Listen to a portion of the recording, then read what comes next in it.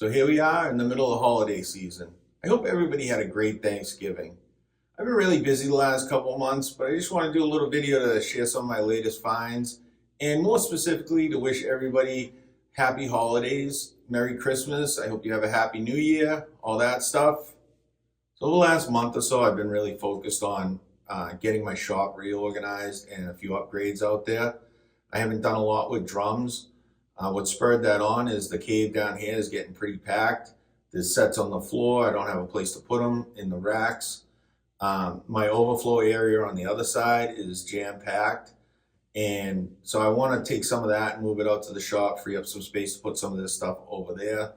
And my little work area over there is great for assembling a drum on a Sunday morning. But when I'm doing a whole kit, it gets cramped really quick. The lighting's horrible and it's hard to get good camera angles. So over the last few years, I've switched from building motorcycles and cars as a hobby to drums. Drums have kind of taken over my life. I really find the restoration work on these and working on them a lot more enjoyable. I don't get as dirty. I don't cut my hands, stuff like that. Just as I've gotten older, this is a more relaxing and enjoyable hobby for me now. So I'll show you guys what I got going on out in the shop a little later. But as for this set, it's early to mid 70s Ludwig maple Cortex. It's 3-ply with granitone interiors.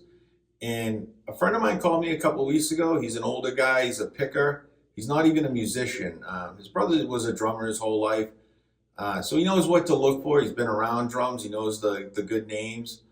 I met him a couple of years ago buying a snare drum, and that led to me buying a couple really nice vintage Gretsch sets off him, some other odds and ends over the years.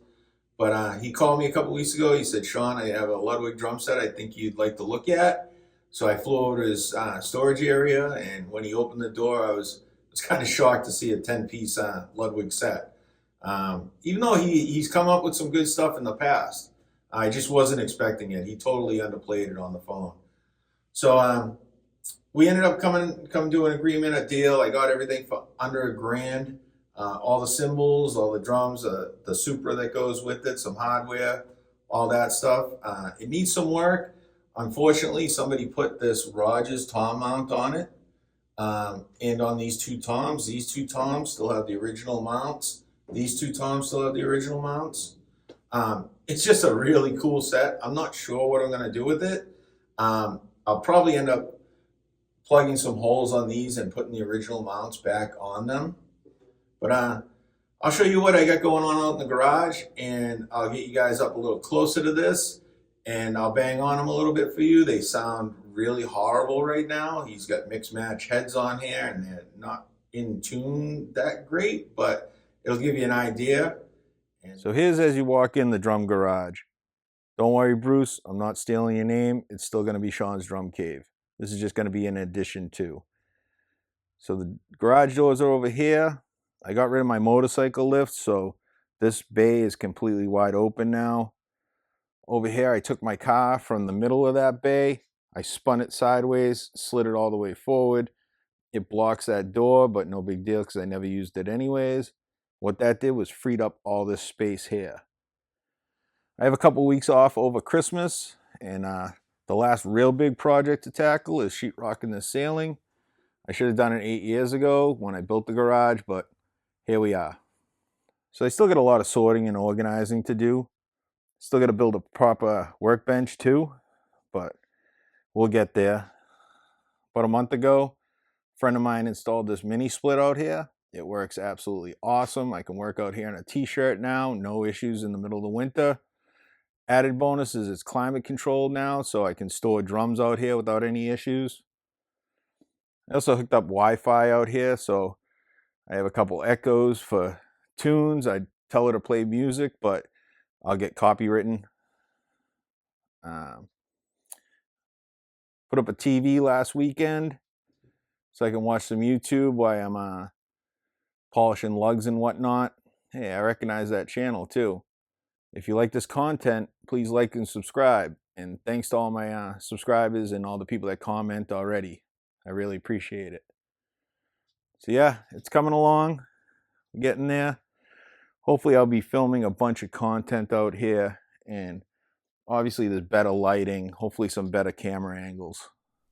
So about a week after I bought that maple Cortex set off my friend Bob, called me again. He said, Sean, I got some snares I'd like you to look at and some cymbals. So again, when he opened up that storage area door and I saw this sitting there, I was beside myself. 70 LM402 in really nice condition. It's going to go great with my Bonham set. Seeing how my 70 Super is pretty beat up. I don't know why somebody put a pinstripe on it, but they did. Other than that, it's pretty original. And then on the floor in a case next to it was this Rogers Power Tone. Another beautiful drum. I've already sold the cymbals. Will you look at that? Some Sean's Drum Cave stickers. I just got to figure out how to get them out to people. Just a reminder, if you want to contact me, I'm on Instagram under Sean100011. I also have a new Facebook page. It's Sean's Drum Cave. So you can see I got sets on the floor, random bass drums. Yamaha set, a couple Slingland sets on the floor. The Radio King still on the floor. So that's kind of what really spurred on me redoing the garage. Get some stuff from the other side out in the garage and put some of this stuff over next door. So the set is 6, 8, 10, 12, 13, 14, 16, 18, 24 with the original Supra, which is in great shape. Nice pointy badge. So somebody must have had a nameplate on it at some point, so that'll have to go. It also had the Rogers tom mount on the bass drum, and the guy I got this from had a diamond plate mount somewhere for some reason and switched it back out before he sold it to me. So there is one extra hole in the bass drum, no big deal. There's some bent badges here and there, but overall the set's in really good condition. I could make a pro beat out of it, no problem, just using the 13, 14, 16, 18 and bass drum. I'm not sure what I'm going to do with it. I'd like to keep it all together, but we'll see. So it came with a bunch of Hercules stands too. Some of them aren't in the greatest condition. Came with a hi-hat stand, a Yamaha hi-hat stand for some reason. An Atlas snare stand. 16-inch Zildjian Crash. This is a 20. I'm not sure what it is. I haven't been able to find a stamp on it yet. Another little rivet ride. Another 18-inch Crash.